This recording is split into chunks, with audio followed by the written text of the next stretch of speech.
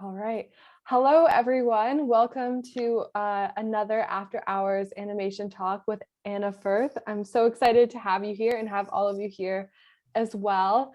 My name is McKenna. I'm going to just dive in. So about our host this evening, Anna Firth is a California-based visual artist using traditional drawn animation methods to create gifs and expanded cinema works.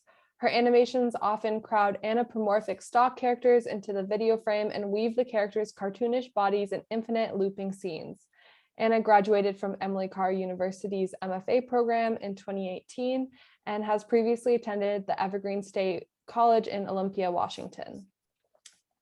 I think there's maybe more to that bio, but go ahead, take it from here.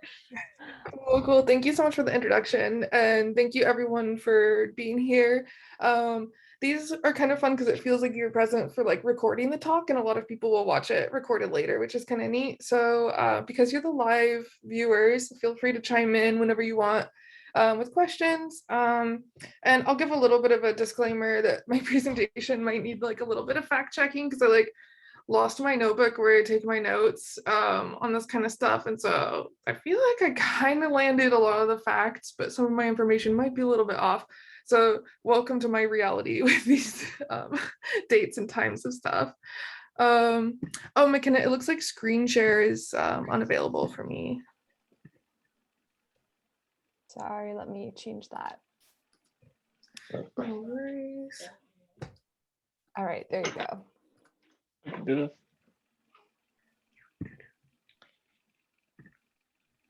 Okay, so while I'm on the slideshow, I don't think I can see the chat, so feel free to just like give me a shout if there's something in the chat I need to see or something. I can also like pop in if you guys want to put questions in the chat. I can read them out. And then does the view look okay for the slideshow?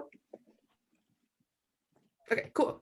Awesome. Well, welcome to Mean Screen. So today we're going to be looking at two case studies, two video artists that I really like right now that I've been researching quite a bit. So I just kind of want to share some of my research at this moment. We're going to be looking at the works of video artist, founder of kind of video art as we know it, Namjoon Park, and then also artist Paul Chan, whose work is contemporary and also kind of started in the 2000s. So, and then we've got a couple industrial screens here. The goals to kind of consider in this presentation are looking at the video display and kind of thinking about video physicality, and then thinking about the casual screen and what that could be. And I really like these like bears with these like drive-through screens.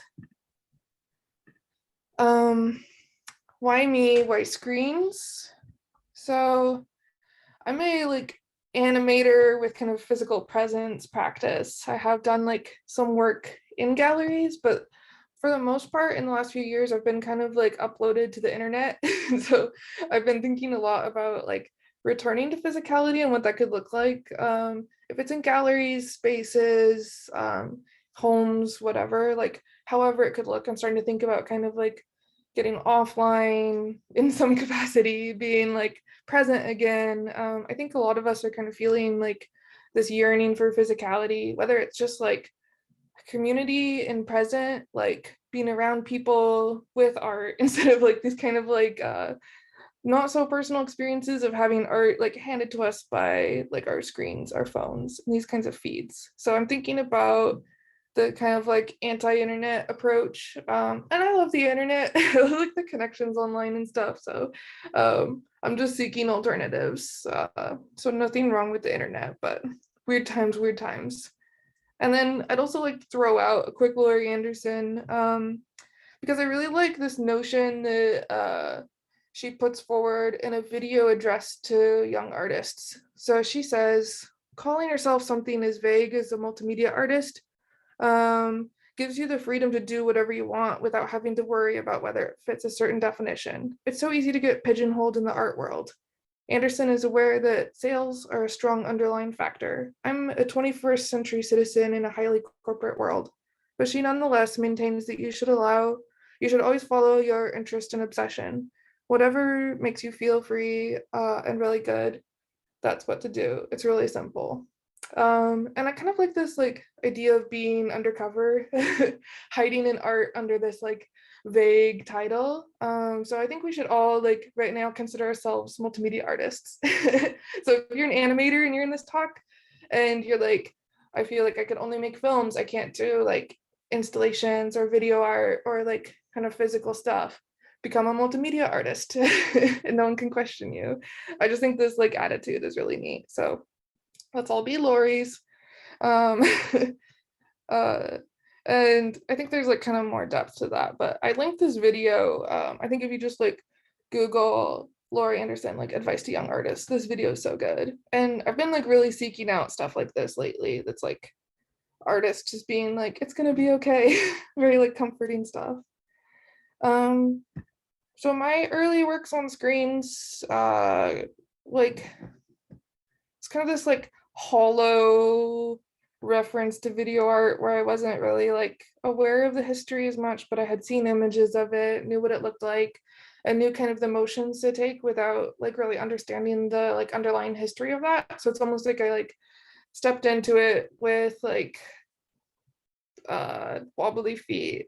But I was like, I know that like if you want to do video art, you're getting CRTs and you're stacking them up. So I kind of just like flew into it doing that. So this is my 10 channel piece, Caught Using a Trap and Liberated, from 2017. And this was my first time kind of playing around with like physical screens and channels and multi-channel work and putting animation in spaces. The piece was made of, I think, like 7 gifs, and some of them are kind of just like remixed in this. Not all of the pieces are unique on each screen. And I really liked the experiences you could have with these monitors and like the buzzing and even just like the admiration you could have like going and looking at like how the cords were like wrapped around and like where the media channels were flowing. Like that was really fun. And I wish I had pulled them up for the slideshow. I'm just thinking of them now. I have all these pictures of people like taking selfies in front of the TV piles. There's something like so fun about like being in front of screens like that and like the decorative quality. And we see these all the time now, like in the back of like Instagram model shoots and stuff. Everyone has their CRT. We all love them. And then my other video work up until like right before the pandemic, the very last moment of like physical spaces, putting on an iteration of my piece Pine Processionary, which is like kind of about like bugs and persistence and like parades. And so this hit the galleries a couple weeks before the pandemic. So this was kind of my last physical presence in animation. So this is all to contextualize the return to physicality. But now let's look at some screens. So like, who are the screens in our neighborhood today? I really like the meanest screen, which is TrueView. I love this website. I like also really love like corporate web design. So TrueView is your homepage for the industrial, waterproof, bloodproof, medical, UV resistant, stainless steel, butcher, LCD display, hose wash only screen. These are the screens that you see in the x-ray room, in the hospital, surgeries, but also like roller coasters when you see your photo after you get off the roller coaster, in the butcher shop where they need like data on the screen to be able to hose it off when they're done. You see these like pretty much everywhere. It's also a big like military technology to have these screens for like viewing like drones and stuff. So this is kind of like the secret screens that you don't see, like it's not the same as your TVs in like Walmart or Target. So it's like I feel like I stumbled into like a secret screen world on this website, because you look at like industry served and gives you a list of all these corporations and how they use the screens. And so here's some of their images. I love this like picture of like a view, and then you have the TV showing you like the same view. Probably like weatherproof, snowproof TV. So I feel like these kinds of monitors are like they make me want to like play with them. Like I'm like, what could I do with that? I really want to like I mean, I would need a grant to be able to afford these TVs, but like it's just like I love the kind of like inventiveness it like gives me to like see these TV screens. I'm like, what could I do with that? Like if like I were to put my animation on like a waterproof monitor, like what would that installation be? It just seems very like generative. And so does anyone know the what are these called? Infinite objects. They're these like kind of, it's this like invention kind of technology that's been around like the last 5 years, where you can like make a physical gif and then you put it in your house as like a decorative object. And I just thought this like ad on their website was interesting. They're advertising that you could print your NFTs because like I feel like the big joke in like NFTs is like you bought a JPEG and then they're like, well, don't feel self-conscious about buying your JPEG. We'll print it. But I do think the like aside from like this corner of infinite objects, it's kind of a cool idea that you could put like a GIF in your house. One of my favorite screens is bright sign screens. This is like what makes the Tim Horton menu sync up. And like when you see multiple TV screens that are all playing the same thing, it's using these like bright sign things that connect like and sync up TVs. And I like technology like this because like when we're thinking about putting together like video installations, it's hard to even think of like how are people like connecting TVs, and it's so practical that like your coffee shop is doing it. And I used to love when I go in Tim Hortons. There was like a 24-hour Tim Hortons by my studio when I lived in Canada, and I'd go in like at like 1, 2 a.m. or something, and sometimes the TVs would be broken and it would just play like the image of a golden retriever. And this was like really like dreamy experience. It would make me like feel like I was like transported to like a cozy like home decor like Tim Hortons. I just love those, like the failure of the bright sign. I don't know why it would default to like a golden retriever too, but it was like really dreamy, like a hole in reality. Billboard signage. I used to live by like one of these signs that like turns panels like all the way around and you get like 2 images. And then they've kind of evolved to like video screens, but I like these ones. It's like the flip book or the animations that you like, I can't say the word that they are. I don't know what it is. It's so long. But like where you pull the string and the cardboard flips between 2 images, like that, but very, very slow. And something about like the creakiness of these is also really cool. Like when I lived across from one, it was like the main sound I would hear was just like the image switching from one image to the next. These have been all the rave. These like corner screens that you could do like 3D spaces on. And we'll kind of come back to like large outdoor screens, but it seems like in the last like few years, large outdoor screens have been hot topic.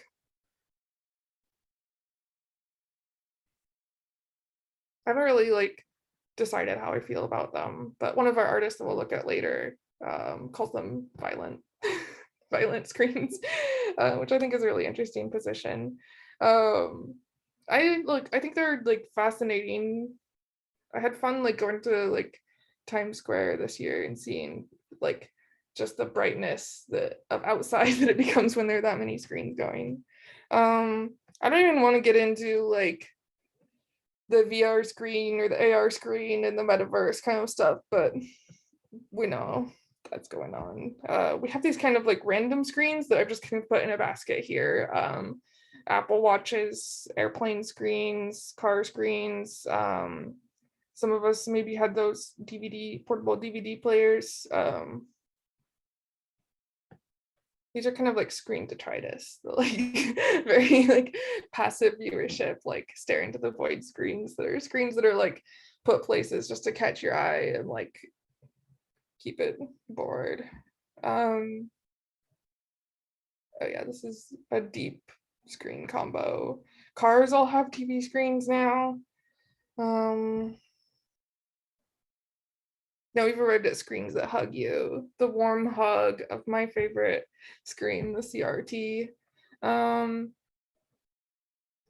been thinking about like CRTs as being an interesting point to return to, with the like return to physicality, because that was like the screen that I originally loved so much. I've never really like known anyone to dislike CRTs. Everyone has like that really intense like nostalgia connection to them, and that feeling of touching a CRT and it touches you back with the shock. And it just reminds you of like dreamy, sick days, staying home from school, watching Sesame Street or whatever. I recently picked one up. It's like sitting next to me, and it's nice to have one back into my space. A website to think about. I love like looking through the block. It's kind of this like archive of different CRT monitors, and you could go through and click on these TVs, and it gives you like a really intense like stats sheet, and it shows you examples of like artists using them. And kind of in the middle of the block MGG28, they even like recreated a CRT, which is what you'll see when you're at like the MoMA or something. You'll see these in kind of like gallery spaces. They're probably like $1 billion.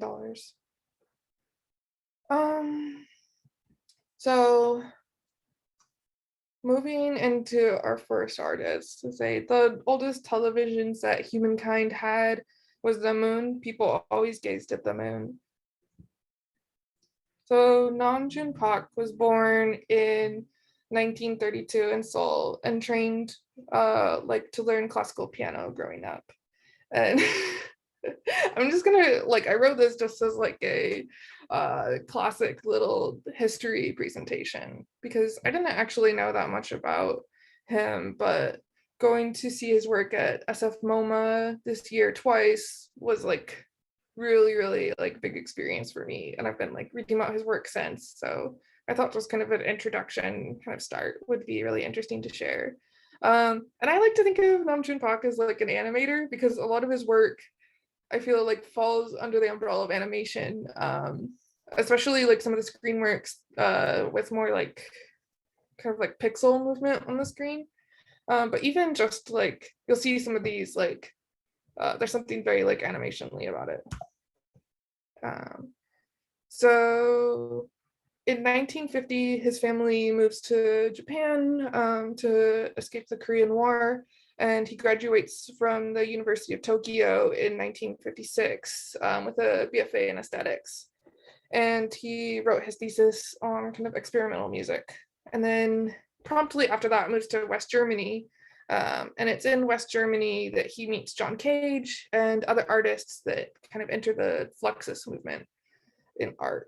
And it's in 1963 that he has his first kind of debut as an artist at the Exposition of Music Electronic Television in Germany. And this picture of the kind of destroyed pianos from that. So he's doing like really avant-garde kind of work there. And then 1964, he moves to New York. And then 1965, he gets the Sony TCV 2010 combo unit, which is this kind of early like consumer TV where you could do recording and kind of remixing. So he's doing like a lot of like video synthesis and stuff there. And then 1967, he gets the Sony Portapack VTR. And this is the first like portable consumer like camera that records audio too. So we're seeing kind of like an artist following the technology of the time, which I always am like really excited by. So he kind of like carries on the thread of like music related to his art practice, even as he becomes like a video artist. So in 1964, he pushes to like catch music up to art and literature. And this involves a lot of like pushing like sex as a theme in his work. So he has like a lot of like very like sexual pieces trying to like make music feel like more contemporary and not stuck in this like classical zone. And so this piece, TV Bra for Living Sculpture, it's like a wearable piece with two small TV screens, and here's another image of it.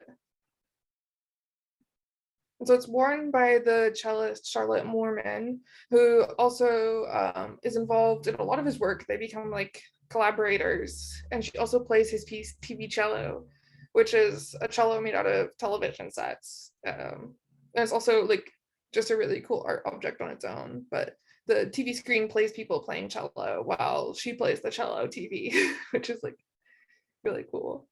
And I think I was reading at one point that she was arrested for nudity for this piece, the TV bra. 1963, 71, so between the 60s and 70s, he's continuing to make video work. We see Zen for TV, and if I'm not mistaken, this TV was the original iteration of this piece. The TV was broken in transportation, creating the white line across it, and he just rotates it. And it's kind of this nice, like simple work with the TV. TV Buddha, which is probably my favorite piece of his, is kind of this like infinite reflection TV. And so I really like anything that's with CCTV and like surveillance cameras. So we have the surveillance camera pointed at Buddha's face, and he seems to be gazing back into the image of himself in the TV.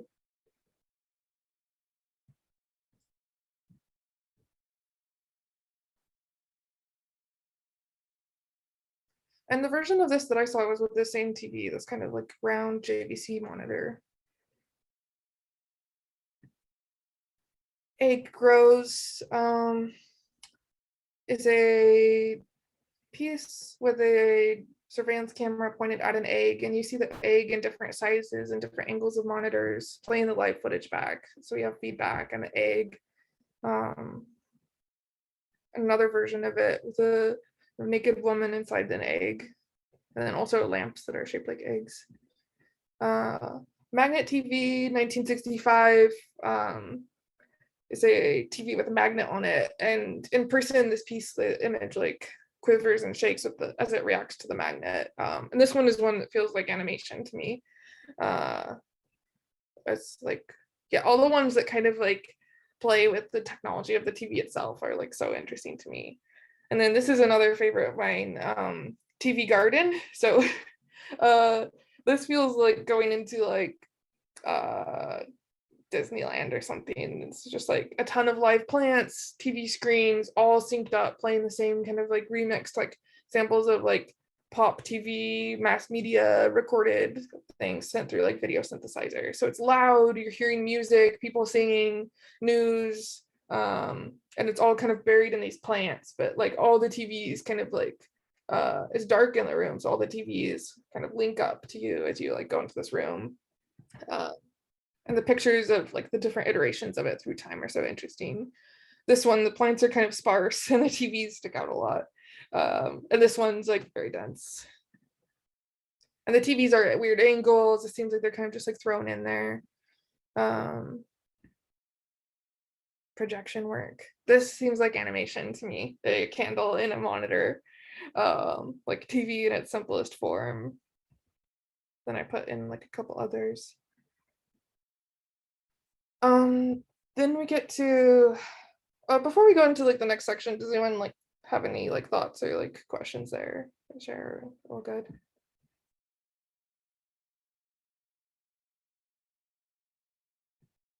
Cool. So like after going through like, well, I guess like a couple more notes like on Nam June Pak is like, he's kind of like recognized for predicting a lot of things. So like he kind of predicted the internet. He like coined the term in 1974 superhighway, or like electronic superhighway, where we'd all be like very connected through our devices. He predicted like a mixed media like handset where we'd be able to get like things from medical care to like communication, so like phones. So he kind of like called it on like phones, internet, mass media, broadcasting, which is like really interesting. So he's kind of in this like beginning of the screen, and then the next artist we'll look at is like the post screen. And then I'd also note that I mentioned Nam June Pak in 1977 marrying the video artist Sugeko Kubota, and she could have her own slideshow of her own. I should have added a slide on her. And then in 2006 he passes away in Miami. And his work is collected all over America, like and all over the world, I'm sure. I'd love to see more of it at some point, but yeah, that's kind of my very introductory like slideshow to him. So let's hop to the violent screen after such warm, like lovely gardens of screens. So last year in kind of like peak pandemic, there was a push for like people to kind of like return to normal functions, like academia wanted to keep going and stuff. So there's just like a huge amount of like artist talks that got put online. So tons of Zoom talks, artists like being interviewed in really interesting ways because there's this like super connection of like these institutions just wanting to still create content. But it's all over the place. So I've been just watching a bunch of like catching up on the 2020 like artist talks. And one artist I like reconnected with the work of was like Paul Chan, who I wrote about in my thesis, but I have been learning way more about his work since like 2020 artist lectures have been uploaded to YouTube. So thank you, free access to information. But yeah, so this is where some of my fact checking might be like a little rusty because I was kind of like working off my memory, but this is approximate quotes. But Paul Chan is born in Hong Kong in 1973, and as a kid, he struggled with asthma. So his family moves to Iowa and then Nebraska for his health. And this is like a theme that comes up again and again in his work is like the need for breathing and air. And then 96, he graduates from SAIC with a BFA in video and digital arts. And then he gets his MFA shortly after at Bard, graduating in 2002. So a lot of his early work responds to American events in the early 2000s. His work responds to 9/11, the Iraq War, and just like mass violence of like the Bush era. And one quote that stuck out to me, like from one of these talks that I thought described his work really well, is "I'm not obsessed with violence as much as we live in very violent times," which is like a really like interesting way of thinking about like animation and violence, because animation has this like huge history with like cartoon violence, with cartoons and like character violence and stuff, and his work definitely like hits on that. So he teaches himself flash animation. So he's kind of in the genre of animators that are self-taught and their work sticks out as something very different and very different like workflows. So he's working on installation, he's making these like loops and it's like bright, colorful, experimental. And he like terms it as reckless self-education, which I think is really cool. And in 2004, he creates the 2-channel piece, My Birds Trash the Future. And this is a 17-minute animated video made for installation. And it's on like a medium-sized screen. It hangs from the ceiling. And the video plays on both sides, the same video, the loop. And so you can go to either side of the screen, which gives it this kind of added infinite quality. And I like this scene with the paper with one corner folded. And in one of the talks, he's like, "What does it look like?" And I think it's the JPEG icon. And I think this is like incredibly relevant with like the kind of like too much screen feeling is like the digital detritus of just like infinite media. And this is 2004. This is way before like where we are now. Some more scenes from My Birds, the trash. And trash is also something that comes up a lot in his work. And there's like the installation view with the screen. Also like this experience of like watching the video with both channels and then also having like him react in the corner. He kept like gesturing like about it, and so those are like these kind of like Zoom mediated talks, and here we are talking about it on Zoom. Yeah, so I would recommend watching this like interview is really interesting because it's from within 2020 and he's like responding to the like intense screen use of last year and how we had to like, spend so much time on the screens, and then his work being kind of about that. So then in 2005, we have 7 lights, and we're already getting farther away from the screen here. This is like projected shadows. There's imagery of just objects kind of infinitely falling. And it's different rooms of the gallery, and the projections are onto the floor at a medium size. And this imagery like definitely speaks to the imagery of the time, the falling silhouette. So he uses the term peak screen. He says that he reached the end of when he could look at a screen again. And like, of course, he still has to like look at screens and send emails and stuff, but no more screen art.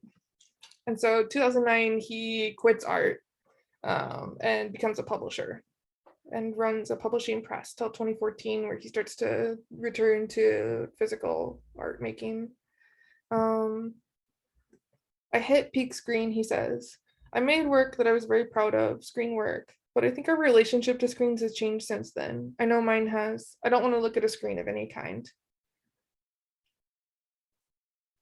So then he turns to the work of breathers. And this is another work that refers back to his like experiences with asthma.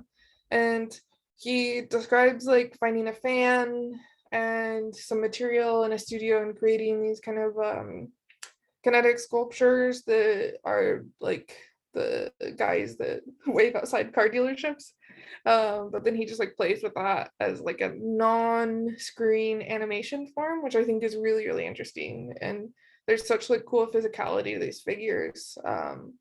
They definitely like call upon like imagery of like labored breathing, dance, like there's definitely character to them.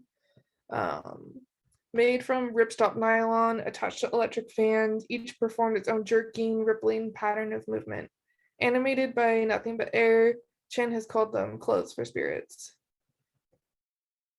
So there's definitely like, yeah, something otherworldly about them, or like paranormal. And apparently it's loud, like the fans are really loud. Here's another one where there's trash underneath.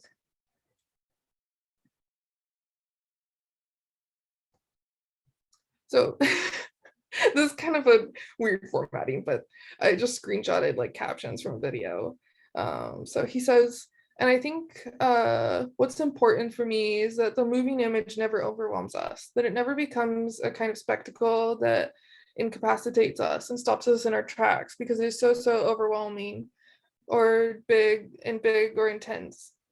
I really don't like those experiences. I don't like people who do that to us. And so I try not to make work like that. There's some things to be said about making work that overwhelms you, that sort of puts you in a state where your senses feel overwhelmed and that you're kind of in a stasis. But I hate that. I find that to be cruel, so I don't make work like that. I find that like statement like so interesting that like right before he goes into saying this, he's talking about the scale of work that he works with, the medium-sized screens or small screens, those floor projections, or my birds being on that medium-sized screen. And then he's saying that anything bigger than that is a violent act. I think that like what I think of with this is like the endless scroll feeling, like looking at TikToks or Reels, and the screen feels like something that's like elongated, and that it's like way bigger than us, that it doesn't end. But that does feel kind of violent, or the like perpetual feeling of like screen media. And I do have that feeling of like, I don't like people doing that to me. So I feel like there is something interesting about going into the physical space and the screen and the size of that, and you being the body that scrolls by it instead of it being like scrolling on its own in front of you, that you just like pass by it, but it's a screen that you like the, I mean, not that these are like neutral screens, but more of these kinds of like screens that you like interact with in the wild or something. But yeah, so that arrives at post screen.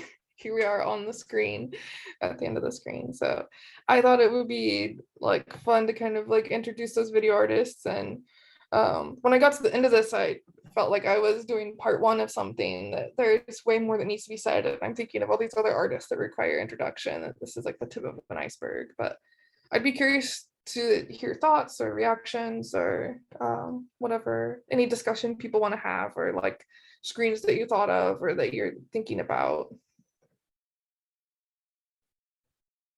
I'm curious to know, like, especially in the past like 2 years, like, has your relationship to watching animation changed just because we are always on screens?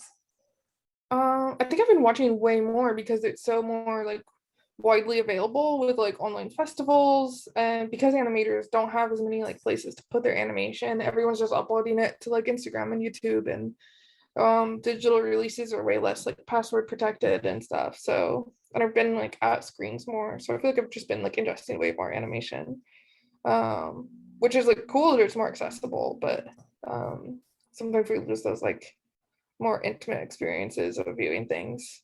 But yeah, it's almost like I want more like cherished experiences of watching it, like more kind of devotional settings or something.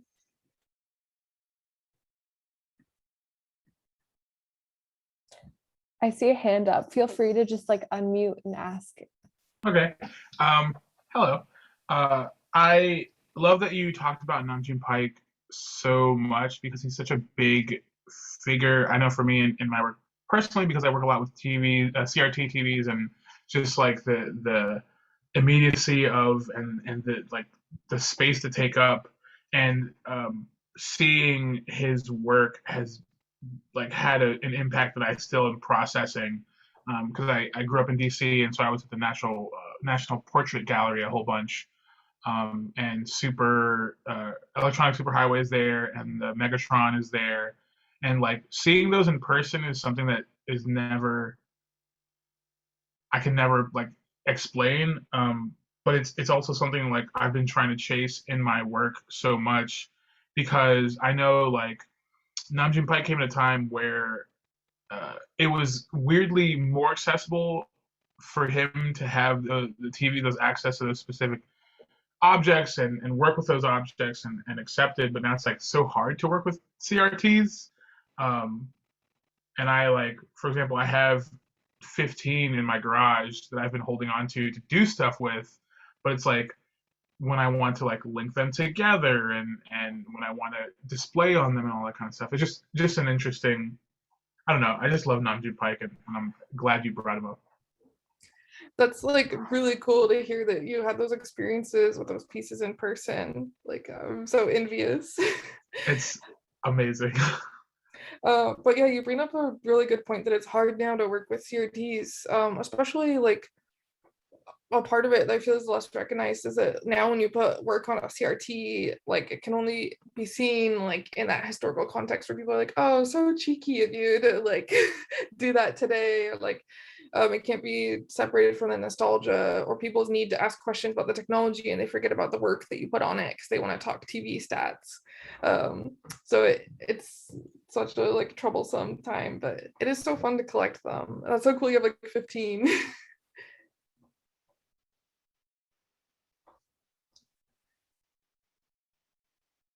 I'll go again just really quickly. Yeah. I don't know how familiar you are with micas, because I know that that's like the one to the media player that most people use to display on CRTs. But have you ever like done the Raspberry Pi approach to it? I actually haven't done Raspberry Pi. I have my own go-to because I don't really like the Mica ones. Like I just had like trouble with them. I use Western Digital boxes, which is this weird in-between technology. Do you know those ones? No, but I'm writing it down now. I'll send you a picture. I have them, they're in the other room, but I collect them from Craigslist for like $10 a pop. And then you get a cord that just one of those classic cords that goes like HDMI converter to go like backwards compatible.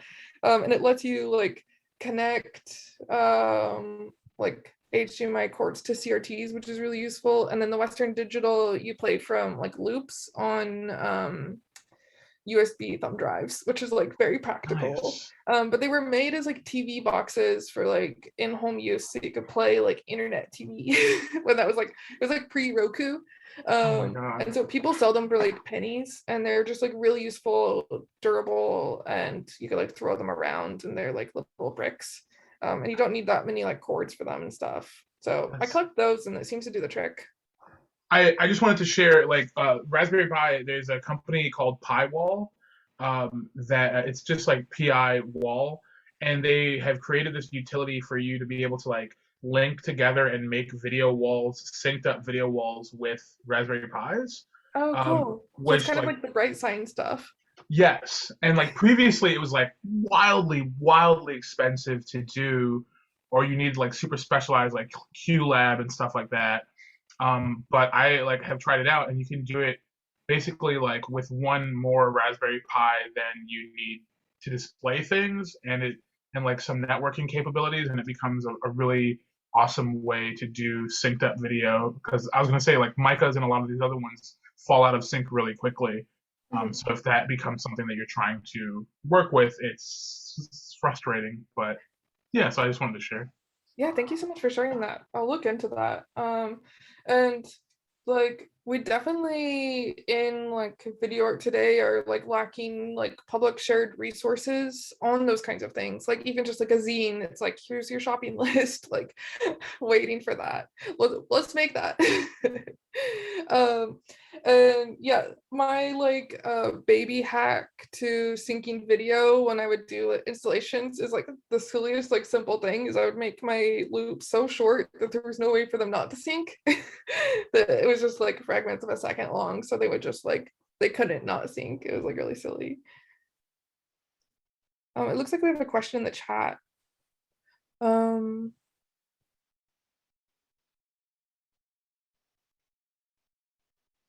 Ooh, that's interesting. So we're wondering if my thought process or creation process for animations themselves is different when animating for physical versus virtual screens. Do you tend to choose different subject matter or processes? I think like back when I was making installations, it was very like specific for physical spaces. That it was kind of about those like encounters with those images that is you encounter stuff such a different way like online where it's just like I'm seeing another gif online, this is where I look at my gifs. Whereas in person it's like a little more like shocking to come across like animation in the wild. But I was like more making stuff with like nature things, almost like more natural characters, less cartoony, like the stuff with pine processionary being like 2x4s and caterpillars and stuff. It's more like animal encounters instead of like GIF videos. But I don't know. That's a really good question. I'd like to think that it's different, but it all kind of like starts to melt together when you're posting your like installation videos to your Instagram and stuff.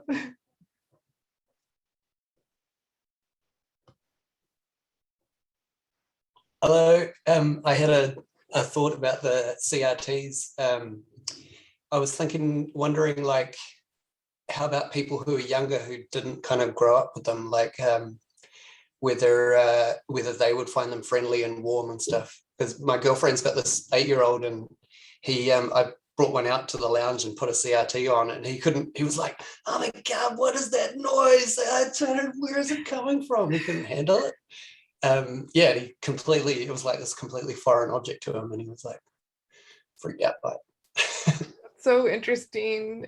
I guess I haven't even thought about that because I haven't thought that far young because I see teens have a kind of like Y2K retro approach to it. Like love that look, need it as my music video backdrop. But I didn't think about the like 8-year-old's view of it as kind of maybe a scary technology. We see CRTs in sci-fi and horror so much. As something that's kind of evil, the little girl sitting in the living room getting messages through the screen kind of view. I'm 94. I was like the cusp of the end of CRTs growing up, and we didn't have like TV in the household, but we had like one that we would roll out on like sick days. It's like really tiny with the VHS. So like I guess I still have that nostalgia connection barely, but not in the same way that someone born in the 80s or earlier would have, which is really interesting. So I do wonder what that would be different for like my generation and like Gen Z even, because they would have caught it a little bit. But yeah, that is interesting. Like our CRTs may be less of a hug and more like evil to kids Yeah. now. I think he did sort of think of it as like a violent thing. Like it was like Oh, wow. hurting his ears kind of thing. Oh. Yeah. But then we got like a arcade. I put the Atari on, and then he liked it. Oh. That's cool. Yeah, we need to like observe that. That's so interesting. Thanks for bringing that up. Right. And it looks like you have a bunch of screens yourself. Oh yeah, embarrassing. I turned my webcam on, and I was like, yeah. A couple of weeks ago, the film archive place in Wellington, where I live, was just chucking out a bunch of screens, and I managed to fill the car, which was like Wow. unbelievable. That's so amazing. cool. Yeah, that idea of that the amazing technology just kind of disappearing into landfills is pretty scary as well. Like we literally got there just in time before all these guys were just going to put it into a truck and take it to the dump, and it was all working stuff. Wow. Yeah, we didn't even touch today on like the recycle culture of like using these kinds of screens. Because there's something really cool there. And I'm fascinated to hear that you even like intercepted these from the dump, because like I feel like 5-10 years ago screens were being thrown away, and then now there's like a new interest in them where like retro gamers are like driving the prices up on eBay for like used screens and stuff, and they are being like thrown away less. But yeah, they're still like being put out in the rain on free piles and getting ruined and stuff. So I mean, there's something cool about like pulling them back in to have value in art and stuff. So much waste. Yeah, I kind of had a panic attack. Like I thought they were all going to disappear when I sort of saw the. Yeah, anyway, it was a moment. Yeah. Wow. Yeah, Thank good you. save. Good save. Yep. Someone's saying that they get all their CRTs from government surplus websites. That's a good one. I was collecting CRTs for a while that were like old surveillance monitors, and they get really worn out when they've been surveillance monitors. But they're kind of cool that way. I know that you said I don't know how much you're still working in installation, but have you ever considered working with those CRTs? And like something I've thought about recently is like rehousing CRTs to recontextualize their like presence, where it's sort of like I think, oh holy shit, that's fantastic. These are like the closest I've done to rehousing is I tried to build like my own Sony cubes, but I wanted like the silver flat face monitor, so I did wood. Of course. But yeah, like you're totally like on the thread that I'm thinking of the rehousing, or even like how the Q or the Block website, they built their own like CRT. Like that's so cool to me. I would need to learn more, I think, because there's so much safety and like fire.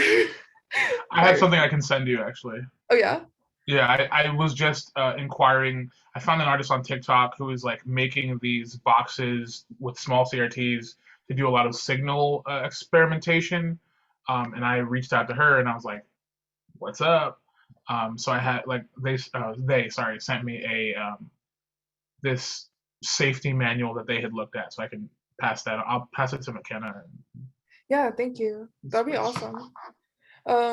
I've also thought about when you buy like unhoused like LCD and LED monitors to just like box those and turn those into like cubes, because that would be like an easier way to make a lightweight portable like cube monitor. Doesn't have the same dreamy quality, but it's like a good in between. But yeah, thanks for bringing that up about the rehousing and stuff. And I have a like project I do want to do moving forward that involves like an armored AV cart. It's like a monitor that's like welded into its wheels and stuff. That's something rugged that could be put out in the world. So I do have these kind of like drafts ideas for like future installations, but it feels a bit ominous out there for going back to with all the new variants dropping daily. I saw another question from Eli, I believe, or a hand popped up. Oh yeah, hand. Yeah, go ahead. Yeah. I guess this isn't really too much of a question, more so than an observance, but seeing really analyzing everything that's been presented here, it does in for lack of a better term, it does, I think, give a much more thorough introspective look in how we sort of approach art history through the viewpoint of where we are now versus where the art was done then. And I think that's something to keep in mind. Like I actually did work as an intern for in sort of like nonprofit but profit at the same time gallery that did chronicle mainly artists in New Jersey, that my home state, that would probably not have been what's the word, would probably not have been acknowledged as much without the interests of other artists who, you know, felt were thoroughly enticed by the artist's work. And I think that that's something to remember for years on out, especially with all the different ways that technology and art and, you know, animation too are evolving over time, be it through the mainstream or other artists. Mm-hmm. Yeah, that's a like really good observation to bring up, and that's cool that you have experience working with that too. Yeah. Are you an animator? Yes and no. I do animate. It's not like my number one profession at the moment, although I do freelance every now and then. But although based on I guess my experience with certain what's the word, with certain companies and individuals and how they would organize their production, I think I've definitely noticed how thoroughly well thought out a lot of people carry out themselves in their own methods of our artistic innovation. Mm-hmm. Yeah, and like it's so cool to see like art follow technology, and kind of like even like if it's like softening the evils of technology or pulling out the evils that we don't see in it too. It's kind of neat to see kind of artists play with that. Yeah, definitely like an interesting history. Definitely, yeah. Corey in the chat asked, do you have any interest in working in the VR space? And to piggyback off of that, I want to know if you would ever make an NFT out of your work. No, I don't have any interest in working in VR space. I like VR and playing with it and like going into like VR video games, and like I like observing other people's stuff in it, but it just doesn't fit into like really my interests as an artist. And NFTs, no. No interest in it. For me, like I come from like a lineage of like DIY zine space kind of stuff, and like I like selling stickers as my thing, and like prints and whatever, and NFTs just a little silly for me, but it's definitely gets me through a lot of like sleepless nights reading Twitter drama about NFTs or whatever. But yeah, I like the old-fashioned way. I like commissions and stuff. That's kind of, that works for me. Another thing, this is just a thought, but as Eli was speaking, I was thinking about the fact too that you're repurposing these TVs in such an interesting way as like kind of a canvas to like project and share your art. And I just think that's such an interesting use of the medium. and the durability of that too is so fascinating to me. So I'm excited to see what you do with this next. I know there may not be physical installations, but it would be cool to have like a weatherproof TV and see what you do with that.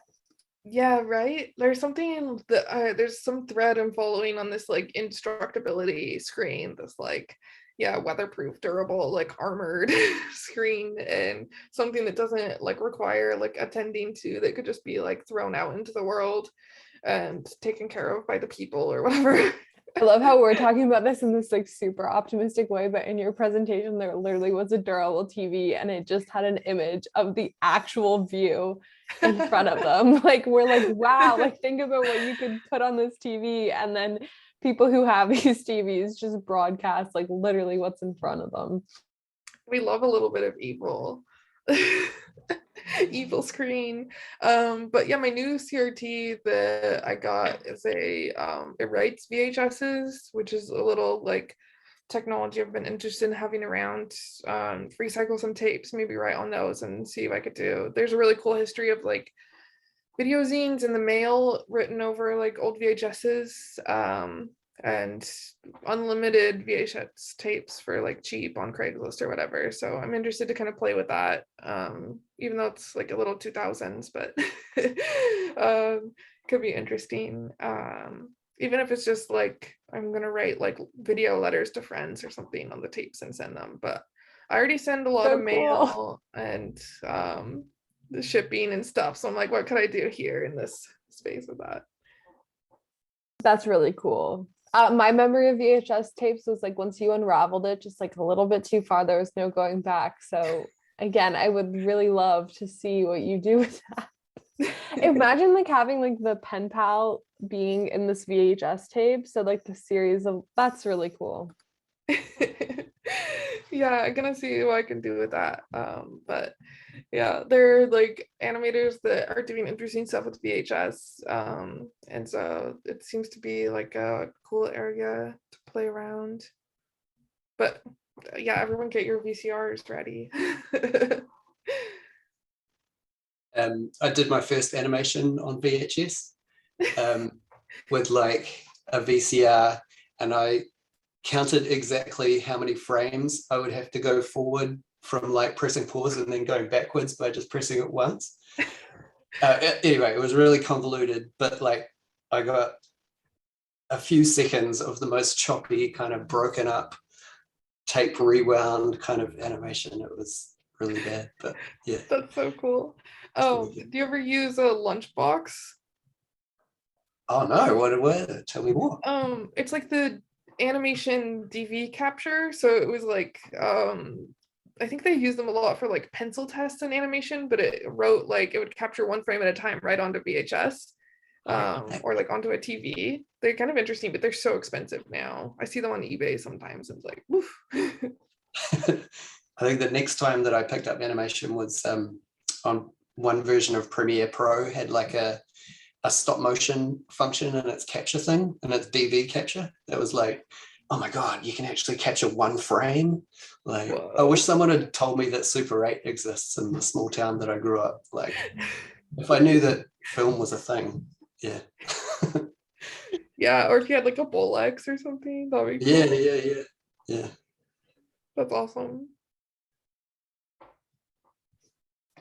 Amazing. Well, we're at the hour mark. Does anyone else have any questions or comments? I had one thing. I don't know if it's necessarily a question. Something that I'm interested in, and like that I'm interested that you're like having this discourse of like physicality within animation. Because my primary medium is with ceramics, and I've been like just doing experiments with animation lately, and one of the things that I've been talking about and like has been coming up is this idea that like with the projection or with the screen, you lose like the tangibility and the palpability that comes with like, because clay is so palpable. And I'm just wondering, like, because it's interesting to hear you as as an animator, as a video artist, but also that engages with installations, how much that the physicality matters to you. and like you referred to like a lot of the screens and the I think you talked about as like very like sensual senses type or in sensing ways. Yeah, I guess I don't exactly know what my question is, but maybe just interested to hear more about like what that physical nature of your work does for you, or like what, I don't know. I don't know what the question is, but I'm just like very interested in it. Yeah, because it sounds like you're on your own like journey of finding that physicality too, with like try not to lose the ceramic feeling when you go to video. So that's interesting to hear. And it makes me think of like the zoetrope or something. Like if you were to like put your ceramics in like a spinning form and have the animation on there or something, like almost going the like silly playful like route would be fun to do with that. But I think for me, the like process of viewing media is such a like bodily experience. If you're like lying on your bed watching YouTube on your phone with it over your face, or if you're looking up at a screen far away in a city, these kinds of like bodily experiences of it are like really important to the viewership. And we're so used to watching well, before we were used to watching animation in a theater in this really like curated experience. Everyone go get your popcorn, sit down in your chair, don't move, don't talk, look straight ahead. The screen will be this big, it's not going to change. But there's so many like knobs to turn there with like changing how that experience is. And yeah, I think that like a lot of my work has bodies in it and images of like bodies in space, and so like why not like have the viewer also be considering that while watching it. And yeah, I guess like a lot of people when looking at bodies on screens like become conscious of like themselves too, and so when you're just like seated and watching something on a screen at home or something, like you might not be as prompted to like think of that maybe. Oh yeah, oh that's a really good reference to drop. Yeah, perfect. Also, this is Yeah, super thanks, random, but Christopher, I don't know if you've tried strata cut. Like that might be a really fun way to like experiment with like the physicality of ceramics and animation. I've been trying to find someone to come and host a Skillshare on it. Maybe in the new year we may have one, but I feel like that'd be a really fun way to experiment That'll with. be Could awesome. you tell me what that is? I have my strata cut cup right here. Anna might Oh. better explain it, but it's you basically make the animation like enmeshed in clay, and then you cut little slices away. How about you, Anna? You explain it. Yeah, it's kind of the same concept of those like cookies where you get the tube and it has like a Christmas tree inside of it and you cut it down the middle and you see the Christmas tree all the way through. You basically create an image in clay and then squish it and then roll it into a long tube and then you slice it, and each slice has like a warped version of the image, and then you animate it as if you're like passing through that space. So you get these like squishy like morphy blobs. It's so like interesting, and there are people that take it to like extremes, like whole videos that are like strata cut. It's such a fascinating thing. Yeah, very cool. I just linked my full copy and paste isn't working, but The Lost Sound by Steffi Yi, and that was like a recent film that just came out that or almost a year ago, but really incredible use of strata cut. I know Anna will probably have more references. Yeah, I can't think of the person. There's the person that like invented strata cut, has some cool films that I think were like played through Adult Swim back in the day. But yeah, a lot of people have been playing with strata cut lately. I see like a lot of like little strata cut experiments out there.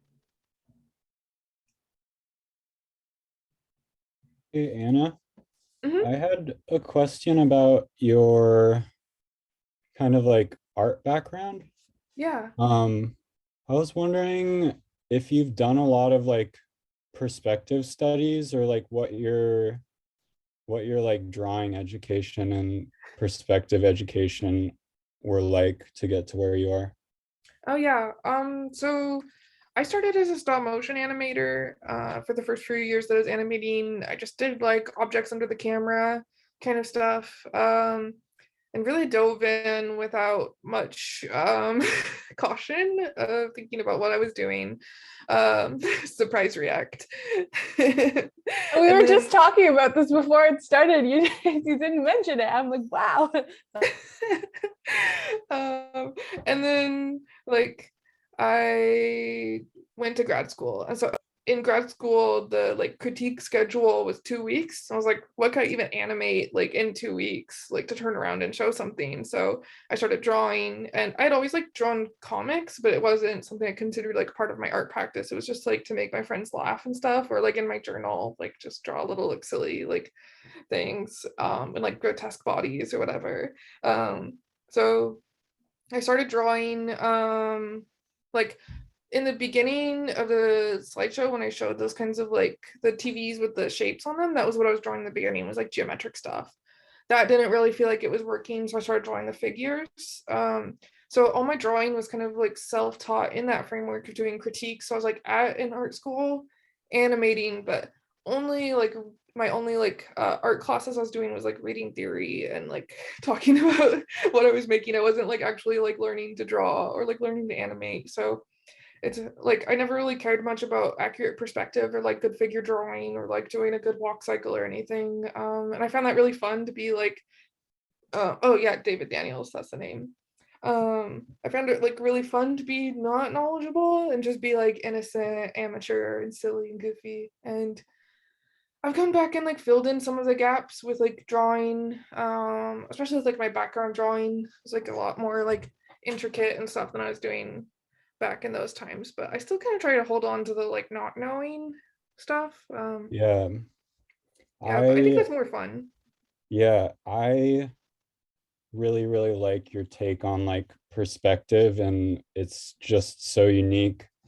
And yeah, it keeps on coming up in like studying like other people's tips and stuff. People keep talking about perspective, and I never really think about it. And yeah, like my partner, she's like a master draftsman, and like I can barely draw. But it's like it's interesting to like see what you can come up with like varying levels of skill, you know. So it's cool to hear that you don't have to be a master drafts person to make cool perspectives and cool characters and stuff. Yeah, I did a like shared presentation when I was teaching last year with a painter, and he brought in, I asked him to come in and talk about background design. He brought in like a bunch of examples from like painting history that reject like the camera eye and how the camera shapes like what we see as correct perspective. And so painters that were breaking down space into like weird warped shapes and just like really interesting things. So I like kind of like digging up a look at perspective from like a painter history. That could be like an interesting like track to take, because I thought that was like really cool to see people that were like breaking our like obsession with like correct perspective or like whatever we think is correct based on cameras. Yeah, it's like artistic taste on realism, where you like take realism but then you cater it to what you want to see out of it or something. Yeah. And I draw like really kind of boring perspectives. I've been trying to shake it up, but I'm always like in a room, you're in the middle of the room, you're looking straight ahead at like mid-level. But I kind of like that. I mean, it may look like that at first though, but I feel like your work is playing so much with perspective and depth and like how the character is moving that it's a lot more complex than that. Like a lot of my animation, I just put like a GIF with a background on it and it's not interacting with the room. And your animations are like very much in the room, like moving in the space, which is really cool. I guess that's a good point. Thank you for finding that in my work. Maybe my relationship to perspective is those moments in the character where you can turn and you're watching where their gaze is, and like the moments where a head turns just enough where you start to see the eye and you get that information. Those are like my favorite perspectives. Or I'm like dying to draw a character from below. I've been trying to do that in my animations over and over again, and they're always like resisting being seen from like below all the way. Yeah, I just learned about like the character turnaround, and I'm just like, oh my God, that's a thing people have to do. They're so fun. I love rotating things. Yeah. Cool. All Thank you right. for Thank you for giving this talk. I'm gonna stop talking now. thank you for your comments. Yeah. This has been like so incredible, Anna. Thank you so much. I think if no one else has any pressing thoughts or questions, might call it there. But as always, it's so amazing. So we'll have to have you back again soon, for sure. Yay. Thank you for having me, and thanks everyone for your insights and sharing and being so present for this talk. It was like really fun to like put this together and get to like share it with everyone and see what you think. Incredible. Have a lovely night, everyone. And next week, Kohana Wilson is going to be giving a talk about and showing an unreleased cut of their thesis film. So if you're available, same time on Tuesday of next week, register there through the Instagram. But thank you so much. Have a lovely evening.